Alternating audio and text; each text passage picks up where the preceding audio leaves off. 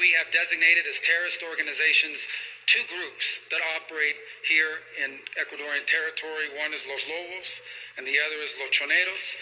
We've designated them as foreign terrorist organizations, and that brings with it all sorts of options for the United States to work in conjunction with the government of Ecuador in the future to stamp these groups out. We value your effort and also your interest in our country, the United States, and our way of life.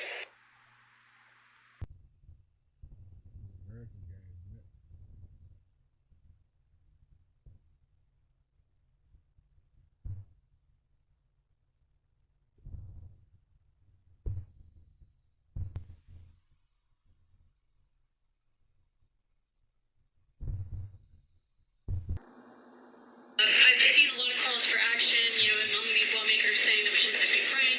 One that I've seen on the right, actually, is calls for the FBI to institute a new class of domestic terrorism that involves trans ideology. Is that something that the administration would support? I would have to check with the appropriate people on that. And it appears that White House Press Secretary Caroline Leavitt did check in with the White House on that, because last week you just heard that senior reporter from the Daily Wire asking whether trans ideology should receive a terror designation. And it looks like now the White House is considering maybe banning trans people from being able to obtain guns, which makes me wonder, Jink.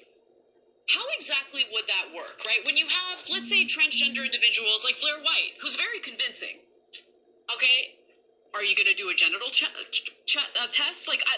Anyway, so here's what we know. Mary Margaret Olahan, who is the very reporter that you saw in that video, just reported today, breaking, the Justice Department is deliberating banning guns for transgenders as part of a range of options blocking mentally unstable individuals from committing acts of violence.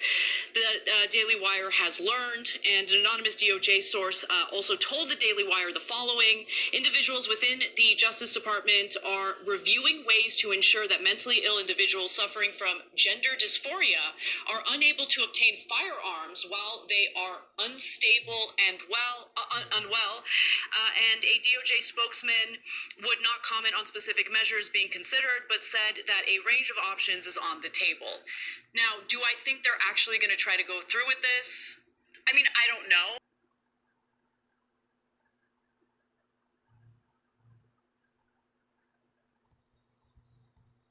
So we're going to send the boots on the ground to the places that we know there's a problem. Address the biggest problems first, and that's your biggest cities, or sanctuary cities, whether it's New York, Chicago, Los Angeles, Portland, Seattle. I mean, they're sanctuary cities, and we're going to flood the zone. So if you haven't heard, Border Czar Tom Homan just doubled down on his announcement that they're going to be expanding ICE operations in Portland. That with sanctuary cities, how are we going to address it? We're going to flood the zone. We got 10,000 more agents coming on. We're going to flood the zone. We don't have a problem, a biggest problem like Florida, where every sheriff and chief's working with us, or Texas. So where we're going to send our additional resources to sanctuary cities. Why? Because we know there's a problem there.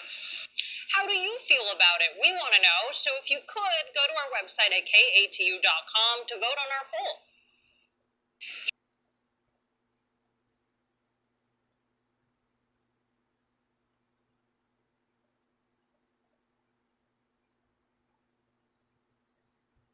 Nearly 900,000 Americans lost their jobs this year in the biggest wave of layoffs since the pandemic. A new report shows cuts are up 66% from last year, already outpacing all of 2024. Queenie Wong reports that government workers were the hardest hit, a direct result of President Trump's Department of Government Efficiency, or DOGE, which slashed jobs across Washington. But it's not just in the Capitol. California and the tech sector were next in line, with Meta, Microsoft, and Intel all making deep cuts, even as they pour money into artificial intelligence. In fact, AI was cited in more than 10,000 layoffs this year, and retailers are feeling it too, cutting back in response to tariffs, inflation, and ongoing economic uncertainty. Altogether, it's the bleakest job market since 2020, and experts warn this year's holiday hiring may shrink as layoffs keep climbing.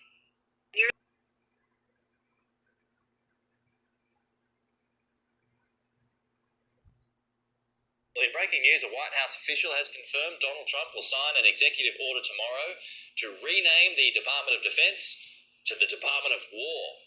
The US president has argued he wants to reinstate the department's original name to encourage a warrior ethos. The order will propose both legislative and executive actions to make the name change permanently the US Department of War. Donald Trump has sometimes referred to Pete Hegseth as the Secretary of War, leading to speculation his title will also be changed. Like, what's all this talk about renaming the Pentagon? What do you know about that? Yeah, so the president is expected to sign an executive order tomorrow, Friday, and he's going to be authorizing a second title for the Department of Defense, calling it the Department of War. We can't say he's renaming it because he would actually need authorization from Congress to rename the department. It was essentially and originally the Department of War until about 1947 when President Truman changed the name and brought in some more agencies and military institutions under its umbrella. But this is really fascinating because in some ways sources tell me that this is really President Trump wanting to project the military might of the United States while also still pushing for that Nobel Peace Prize that he keeps sort of chasing and saying that he wants. So it's really interesting to see him talk about the Department of War while also saying that he's a president of peace. Gotti. Yamiche, our senator in Washington. Yamiche, thank you so much. We thank you for watching. Potential homebuyers are canceling their purchase agreements at a record rate, according to Redfin, with their July 2025 data showing more than 15% of homes that were under contract saw the buyer back out. Redfin attributes the record high to higher home prices, higher mortgage rates, and economic uncertainty. Buyers have more options and can pull their offer for several reasons. In San Antonio, Texas, 22.7% of people who agreed to buy a home in July ended up canceling their contracts. That's nearly 1 in 4 deals that fell through. Other cities with high cancellation rates were Fort Lauderdale, Jacksonville, Atlanta, and Tampa. Florida and Texas have seen a large supply of new homes, which gives buyers more options and flexibility. As a result, Redfin says some buyers feel comfortable canceling deals if they think they can find a better home. Now, in Florida specifically, buyers are also walking away due to fears about natural disasters, like hurricanes, and rising costs for home insurance and HOA fees, which make owning a home more expensive. In places like Nassau County, New York, and Montgomery County, Pennsylvania, very few home buyers canceled their purchase agreements, as low as 5.1% in Nassau. Now, these areas had the lowest rates of canceled home deals among the cities Redfin analyzed. The housing market is beginning to change. Mortgage rates are decreasing, which might encourage more buyers to re-enter the market. The Fed is expected to announce a rate cut in mid-September. Chen Zhao, head of economics research at Redfin, says we're already seeing those decreased rates. So the Fed is widely expected to cut their policy rate on September 17th when they meet. That rate cut has largely been priced in already. So that means that when they make that cut, rates, mortgage rates won't fall any further unless if they signal even, faster or more rate cuts in the future compared to what markets have priced in. But markets are expecting several cuts this year and several cuts next year already. But that expectation of these cuts that are coming is what has allowed mortgage rates to drop a little bit already from that 6.8 range down to about 6.5 right now. So it's not a ton of relief for home buyers, but it is meaningful relief. At the same time, fewer homes could be for sale, which could make buyers feel more pressure to act quickly before options run out. Now, together, these shifts could lead to more competition and fewer canceled deals. For Shade Arrow News, I'm Lauren Keenan. If you want more on this story,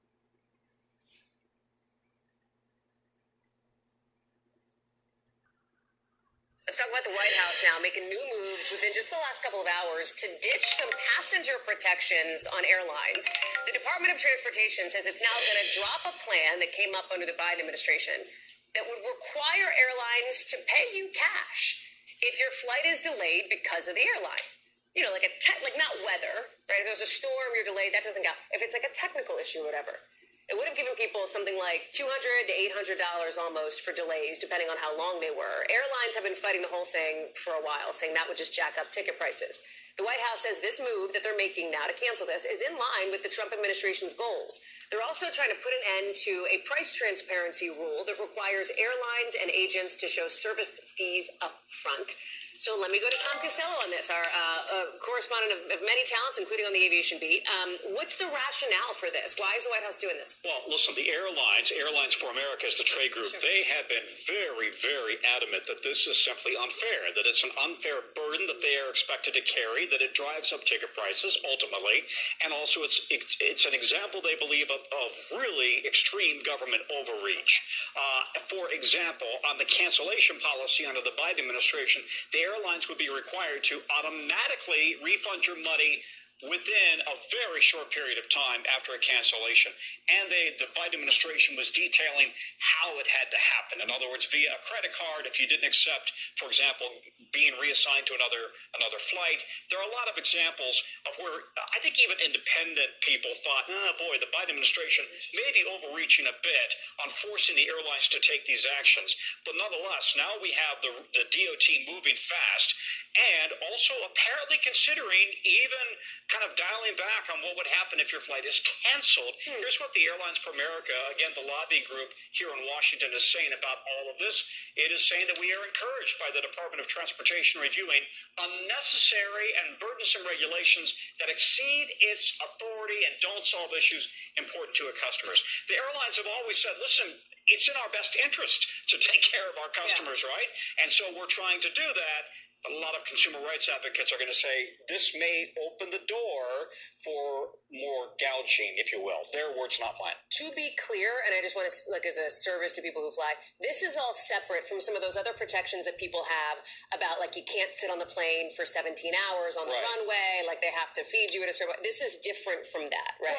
And importantly, the airlines had already agreed on their own that they would provide compensation if your flight is delayed beyond a certain amount of time, that they would provide food. If it's really delayed, they would provide hotels. That doesn't change this, right? But you got to wonder whether if the regulatory environment is changing, might the airlines say, that's no longer really in our interest, and we no longer feel compelled to do that. We'll have to see. Late breaking news. Tom Costello jumping all over it. Thank you for being with us today. Appreciate you.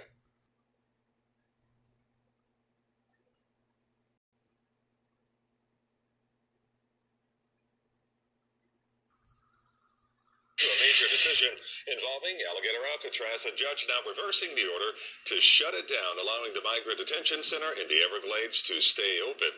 This is being seen as a major victory for the Trump administration. And we're getting reaction to the stunning news tonight. Local 10's Magdala Lusan joins us live near Ochopee with more. Magdala.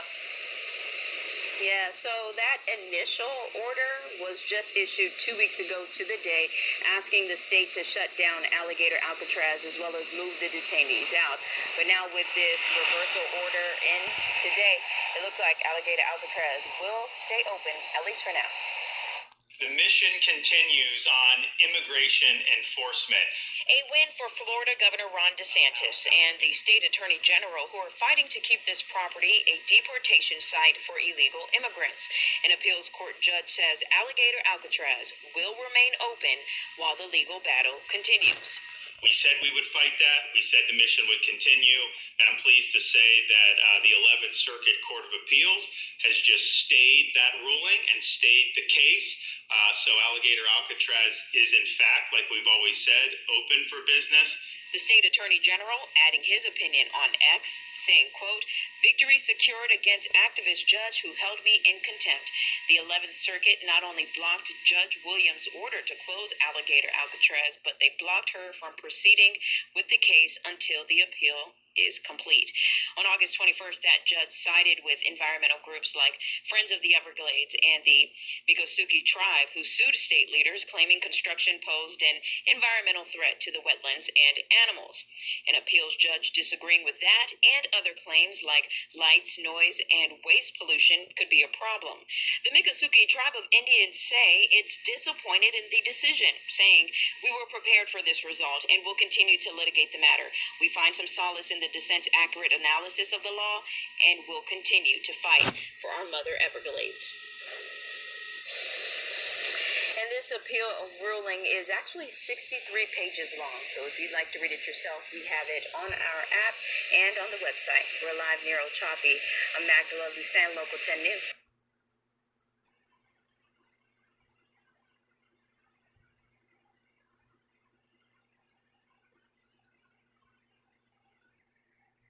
Food pantry advocates are expressing concerns amid new rules on who can receive SNAP food benefits. And those rules raise the age for mandatory work requirements from 49 to 50 this year and then 54 by next fall. To keep food stamp benefits, people need to work, volunteer, or be in training for at least 20 hours a week. And this applies to people 18 or older who do not have children. Thousands of families across Iowa and across the U.S. will lose either some or all of their benefits as a result of these work requirements, and that's going to really impact the level of food insecurity that we're seeing. The new work requirements took effect earlier this week on Labor Day. Anti-hunger advocates say a new change could affect thousands of families in Iowa and Illinois. Harrison Belsanti shows us what's new with SNAP and the ripple effect it could have on local food banks. The federal government is rolling out new SNAP rules, cutting benefits for some households. Experts say that means less money for groceries and more families in Iowa and Illinois turning to food pantries. I think proponents were pretty clear that, that they had other priorities than helping people put food on the table. SNAP benefits have long been a lifeline for people on tight budgets, but new rules that took effect September 1st raised the work requirement age from 49 to 50 this year and up to 54 by next fall. Anti-hunger group advocates like Paige Chickering say many households could see their monthly assistance shrink or disappear altogether. Thousands of families across Iowa and across the U.S. will lose either some or all of their benefits as a result of these work requirements, and that's going to really impact the level of food insecurity that we're seeing. Change applies to able-bodied adults between 18 and 54 without children who must now work, volunteer, or train at least 20 hours a week to keep benefits. Food banks across the Quad Cities are preparing for more demand as families try to make up the difference at the checkout line. Leaves families, struggling to fill holes in their monthly budget, their food budgets, and, more likely to have to turn to other institutions like food pantries. Advocates warn the ripple effects could last for months with pantries stretched thin and families left with tough choices. In Moline, Harrison Belsanti, WQAD, News 8. Now, SNAP supporters will be closely watching to see how many families lose funding, while also urging lawmakers to reconsider these changes.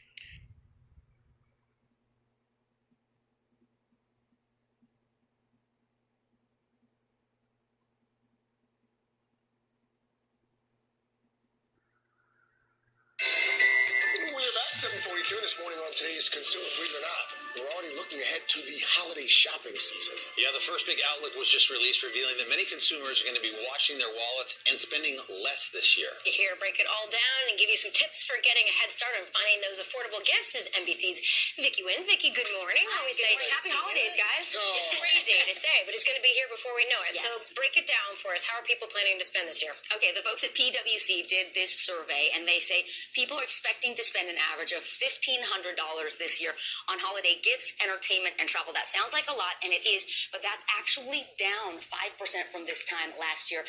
And you know who's driving this decline? It's Gen Z. 13 to 28-year-olds say they're going to spend 23% less, and that's because they're in a job insecure market. Many are still living at home looking for their first gig, and they're feeling the pressure of rising prices, tariffs, and they don't have the kind of savings in the bank that older generations do. Speaking of which, boomers 60 and up, they're going to spend 5% more. They're feeling very comfortable. Okay. Gen X, millennials spending about the same. We've been talking about the tariffs for months now, Vic. Do we know at this point how those tariffs could affect the holiday spending, or is it too early to tell? Yeah, no, the analysts at Wells Fargo have been looking at this, tracking it, and they say expect to see some price increases modest. It's not going to be dramatic because many retailers have been bracing for this. They've been stocking up, ordering things in advance for the warehouses.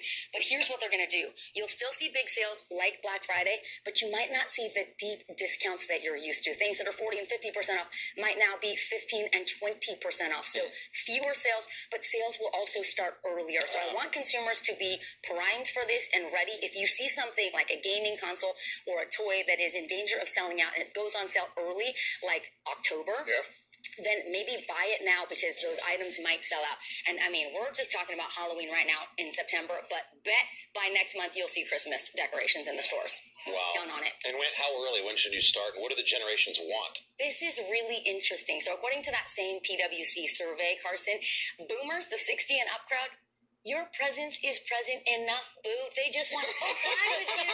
They just, Miss Betty Jo Melvin just wants you at home, Craig. It sounds like you talked to my mom. Cooked meal, okay? Yeah. So that's what boomers want. The folks who are millennials, right? These are 44 to 59-year-olds. They're big spenders. They're in the big earning season of their life. So they like a big ticket item. They like an experience. But if you can't afford to give that, think about giving a quality item.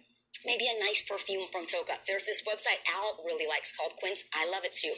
We're talking pots and pans, cashmere, coats, jewelry. They have everything at really good prices and the products are very quality. So one or two of those things for your Gen X. Quenched? Yeah, we love it. Okay, millennials, they would like something practical, please. They're 29 to 43 years old. They need a blender for the kitchen or maybe a nice hair tool that they wouldn't splurge on for themselves. We just got one of those Beast blenders. Yeah. Love it. Or the smoothie lover in your life. It works really well.